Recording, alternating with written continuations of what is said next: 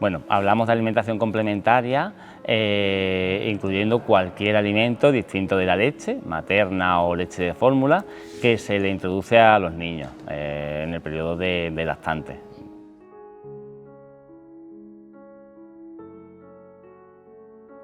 Bueno, con respecto a formas de introducir la alimentación complementaria, podemos recurrir a varias opciones.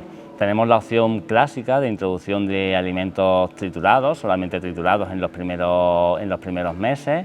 Tenemos la opción más, se puede decir, vanguardista o más moderna de introducción de sólidos en forma de baby led weaning, alimentación guiada por el lactante, en el que es el propio niño el que coge los alimentos y se los lleva a la boca, es él el que come solo.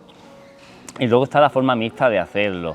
La forma mixta, pues bueno, alternando alimentos triturados o semitriturados, no tiene por qué estar totalmente pasado con una batidora, sino que se puede hacer chafado, aplastado con un tenedor para que tenga una textura más rugosa, y a la vez ir alternando la introducción de sólidos. Todo tiene sus pros y sus contras y sus beneficios y sus inconvenientes. Si a un niño le damos solamente alimentos sólidos, un par de meses después va a ser complicado que le podamos introducir triturados, y eso puede ser un problema si el niño tiene que ir a guardería a una edad relativamente precoz, 7, 8 meses, o tiene que quedarse con cuidadores pues que les dé miedo darle esos alimentos sólidos. También la introducción de los triturados tiene sus inconvenientes. Si retrasamos mucho la introducción de sólidos, podemos encontrarnos con un rechazo hacia esas texturas. Entonces hay que aprovechar bueno, la ventana de oportunidad, la edad entre los 6 y 12 meses, que los niños son muy proactivos a probar alimentos nuevos, a probar texturas nuevas, y no desaprovecharlo. Entonces yo me posiciono más en la introducción, bueno, individualizando evidentemente en cada familia, en la situación de cada uno, pero quizás lo más cómodo, lo más coherente es la introducción mixta. Ya os digo, no tiene por qué ser triturado del todo, pero sí chafado, para que de esa forma esa persona cuidadora que se tenga que quedar con el niño, en el caso de que sea preciso, no le dé miedo de darle ese alimento, y en otros momentos pues alternemos los sólidos con esos triturados.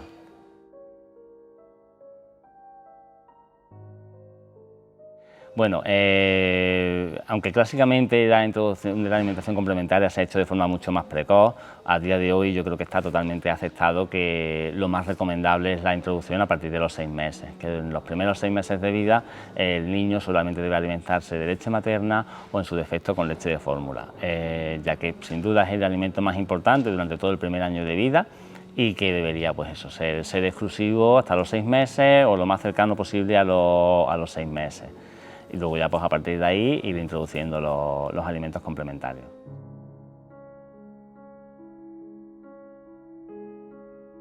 Sí, claro, es totalmente compatible. De hecho, se llama alimentación complementaria y es complementaria a la lactancia.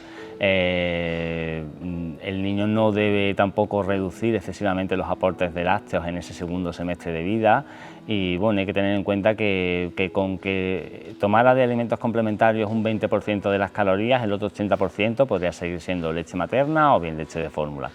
Entonces, lo recomendable es que no se sustituyan las tomas de leche por tomas de complementarias, sino que se añadan de forma secuencial, de forma mixta. Con respecto a esto también hay distintas versiones o formas de introducirlo.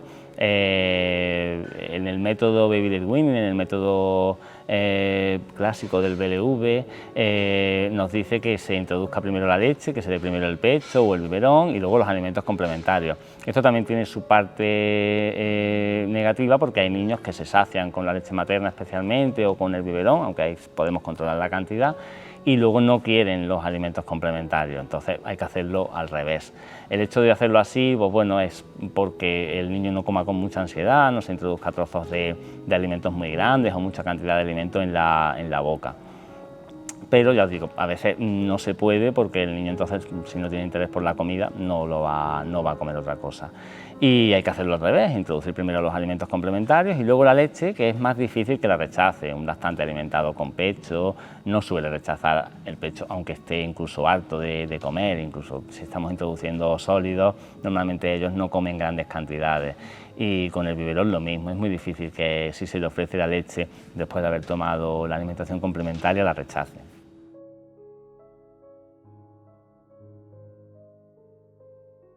Bueno, sin duda uno de los más importantes son los nutricionales. Necesitamos el aporte especialmente de fibra y de hierro, sobre todo, que es uno de los minerales que tienen más requerimiento en el segundo semestre de vida, entre los 6 y los 12 meses, es la etapa en la que el requerimiento de hierro del organismo es más alto a lo largo de la vida. Y bueno, y como he dicho, aparte de eso, pues tiene una serie de beneficios, especialmente, pues bueno, el baby led weaning, o si la alimentación, pues eso, mixta o machacada se hace con cuchara y es el niño el que coge la cuchara para llevárselo a la boca, pues la coordinación ojo, mano, boca, pues que hace que el niño tenga que llevar la mano hacia el plato para coger el alimento, de ahí llevarlo a la boca y iniciar los movimientos de masticación y deglución. Entonces, pues bueno, tiene esos beneficios motores aparte del tema nutricional. Y luego es verdad que, bueno, también entrando en que la alimentación complementaria, la introducción de la alimentación complementaria es el inicio de una alimentación saludable, de una alimentación variada, pues nos permitirá hacerlo. Otro de los beneficios es que mientras más precozmente introduzcamos distintos grupos de alimentos, etcétera, pues será más fácil que el niño adquiera esos hábitos alimenticios de comer pues, todo tipo de alimentos y de no rechazar texturas, sabores, etcétera.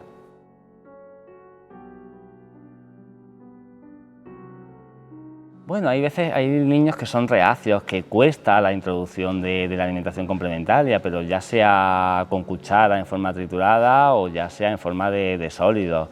Ahí no hay más que tener paciencia, que ofrecerla en distintos momentos del día, no encasillarnos en que la fruta se toma en la merienda, porque a lo mejor el niño no le apetece la fruta por la tarde y se la toma bien si se la damos a media mañana. Entonces, bueno, hay que tener yo creo, esa apertura de mente, de probar distintas cosas. Si el niño no acepta los horarios que nosotros le hemos establecido, ellos tienen sus gustos, ellos tienen sus momentos del día en el que pueden estar con sueño y no les apetezca comer. Entonces tenemos que jugar con eso, no hay más que insistir, probar, bueno, imaginar, utilizar la imaginación para probar. Niños ya más grandecitos, pues hay veces que para que coman hay que poner la comida bonita, no vale con ponerle un montón de guisantes porque entonces no le llama la atención, y sin embargo si le ponemos los guisantes formando un cuadradito con una casita, pues de esa forma el niño, bueno, que come en parte también con el ojo, pues sí que puede estar más estimulado a probarlo. Entonces, cuando son reacios, evidentemente forzarles, obligarles no sirve de nada porque vamos a generar más manía, aversión hacia la comida, y lo que hay que hacer es tener paciencia, buscar alternativas e ir probando.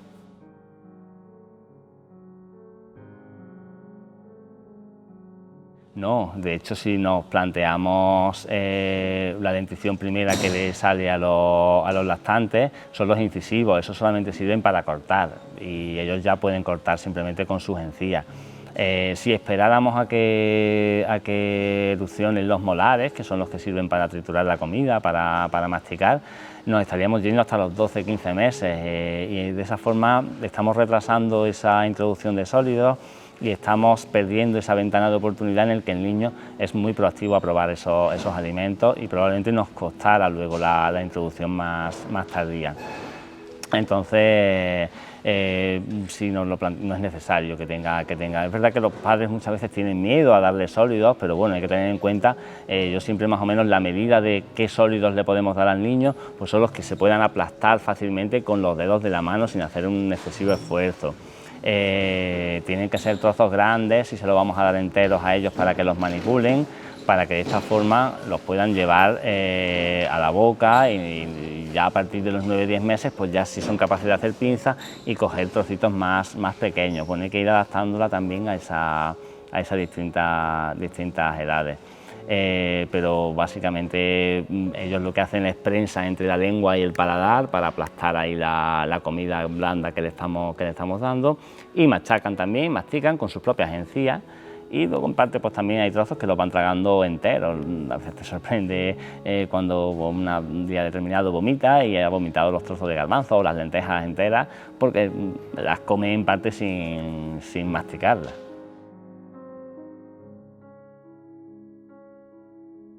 Bueno, no hay, con respecto a la introducción de los alimentos complementarios, no hay una evidencia científica de que sea mejor empezar por unos que por otros. Clásicamente se empezaba a los 4 meses por los cereales y hoy en día, pues incluso por los cereales sin gluten, y hoy en día se sabe que se puede empezar directamente a partir de los 6 meses, se puede empezar directamente por los cereales con gluten e introducir los cereales sin gluten dentro de las tomas pues de fruta o verdura, en forma de cereales naturales, etcétera. No hay evidencia científica de que sea mejor tampoco empezar por la fruta o la verdura. Es verdad que bueno, son dos grupos de alimentos que les aportan vitaminas, que les aportan fibra. Yo suelo recomendar empezar por la fruta porque tiene un sabor más dulce, bueno, que suele tener en principio más aceptación por los niños, pero se podría empezar también directamente por la verdura. Con respecto a la carne y el pescado, lo mismo, no hay ninguna evidencia científica de empezar antes por una cosa o por otra. Las únicas limitaciones, bueno, no se recomiendan las verduras de hoja verde antes de los 12 meses, no se recomienda la introducción de derivados lácteos antes de los 9-10 meses y de leche de vaca antes del año, pero el resto, incluso cosas que clásicamente se habían introducido muy tardíamente o más tardíamente, cerca del año, como el huevo o las legumbres, se pueden introducir a partir de los 6 meses sin más problemas.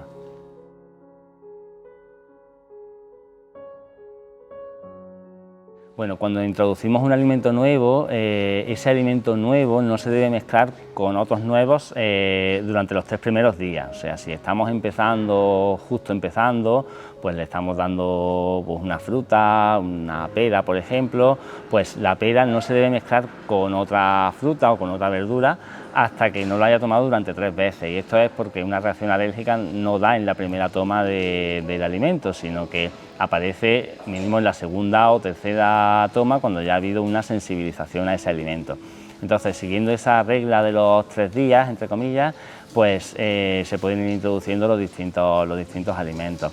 Con respecto a los grupos, tampoco, porque se puede empezar, hoy se le puede introducir una fruta, mañana se le puede introducir una verdura, al día siguiente le podemos introducir la carne de pollo o el pescado blanco en forma de lenguado, pescada, etcétera. Y no hay que respetar tampoco más que esa regla de no mezclar alimentos nuevos en los 3 primeros días de una toma.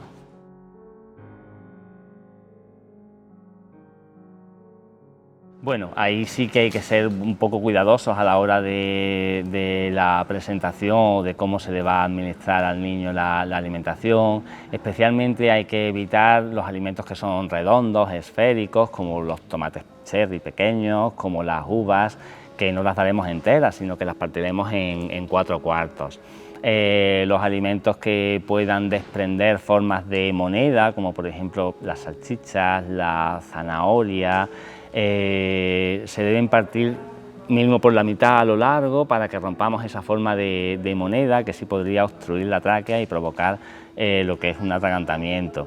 Y luego, pues bueno, tiene que ser, como he dicho antes, alimentos blandos que más o menos podamos machacar, triturar entre las yemas de los dedos. Aquí el mismo alimento presentado de formas distintas, por ejemplo el garbanzo, pues un garbanzo del cocido, si lo aplastamos pues queda blandito, se lo puede tomar. Sin embargo, el típico garbanzo de fruto seco, salado, pues eso evidentemente no podemos aplastarlo, está duro, tiene forma esférica además. Los frutos secos son de los alimentos que más riesgo de atragantamiento tienen y en este caso pues habría que darlo machacado o molido completamente. Pero y con respecto a lo que hablábamos antes, pues sí que los frutos secos estaban con la etiqueta de muy alergénicos y de que había que retrasar la introducción, y a día de hoy lo que se recomienda es lo contrario, la introducción precoz de esos alimentos que pueden resultar más alergénicos y que parece que puede ayudar a disminuir el riesgo de alergia, especialmente en niños predispuestos, el introducirlos de forma pronta. y eso, pues trozos de carne muy grandes, alimentos muy duros, como ya he dicho, los frutos secos, trozos de carne, pues la ternera, por ejemplo, carnes más magras, más secas, pues habrá que ponerlo de forma en estofado, que se deshidrate, que se desmenuce fácilmente y que le permita masticarlo y tragarlo mejor para evitar ese atragantamiento. Y luego está la formación de los padres en maniobras de desobstrucción de vía aérea, que bueno, que sí, que si la pandemia no nos lo permite, pues a mí me encanta hacer ese tipo de cursos, de formación, porque creo que es muy importante también que si no es durante la introducción de la alimentación, a cualquier edad se puede producir un atragantamiento y hay que saber cómo actuar ante esas situaciones y bueno, y sería recomendable poder retomar esas sesiones que hemos hecho otras veces con padres para enseñar esas maniobras de desobstrucción, igual que la reanimación cardiopulmonar, etcétera.